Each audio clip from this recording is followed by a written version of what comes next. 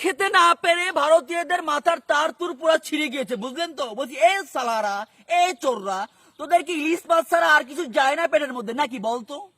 তুরা পাথা থা যে তোদের পেটের মধ্যে কি ইলিশ ছাড়া কোনো কিছু ঢুকে না নাকি? বল বল। এই সালা ভারত যে দেশের বন্ধু, মায়ের দিব্যি কেটে বলছি, সে দেশের কোনো শত্রুর প্রয়োজন নেই। দিব্যি কেটে বলছি, এই সালারা আগেও চোর ছিল, সালারা এখনো চোর আছে, বুঝলেন তো?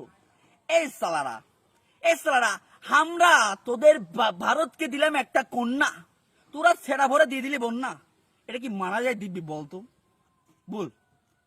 তোরা যে ফারাক্কার বাঁধটা খুলে দিলি, এই যে বাংলাদেশের মানুষ, লাখ লাখ মানুষ এখন পানিবন্দী, এটার দায়ভার কে নেবে বলতো? তোরা নাকি বাংলাদেশের বন্ধু, নোমার বন্ধু, স্যাটার বন্ধু হ্যাঁ?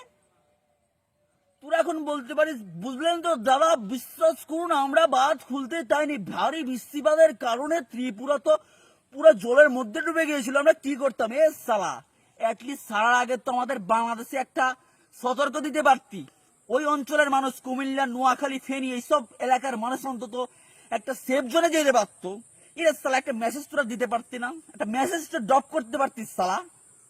সালা ক্রিকেটেও সালা চুরি করে এসেছিস, এখন দেশের সবকিছু নিয়ে চোরাচুরি করেছিস। এই সালা, তোরা কি মনে করেছিস তোদের সাথে আমরা চলতে পারবো না? তোরা কি বালের উপকার করেছিস বলতো? এই যে অনেক বাংলাদেশি আছেন খুব দালালি করছেন, ভারত ছাড়া আমরা চলতে পারবো না, ভারত আমাদের অনেক উপকার করে, নোমার উপকার করে। কোন উপকার, কোন ক্ষতি ছাড়া উপকার করছে সেটা আপনি আমাদেরকে দেখান। এই ভারত কোনো সময় আমাদের বন্ধু হয় নাই, হতে পারবে না সালারা, বুঝলেন তো? সামাজিক তো যেদিন বুঝতে পারবেন ভারত বাংলাদেশের নিয়ে গুণগান গাচ্ছে, সেদিন বুঝবেন বাংলাদেশ ঠিকভাবে চলছে না। আর যেদিন বুঝবেন যে বাংলাদেশের নিয়ে ওরা মন্তব্য করছে বাংলাদেশ খারাপভাবে চলছে হ্যান, তখনই বুঝবেন যে বাংলাদেশ ভালোভাবে চলছে।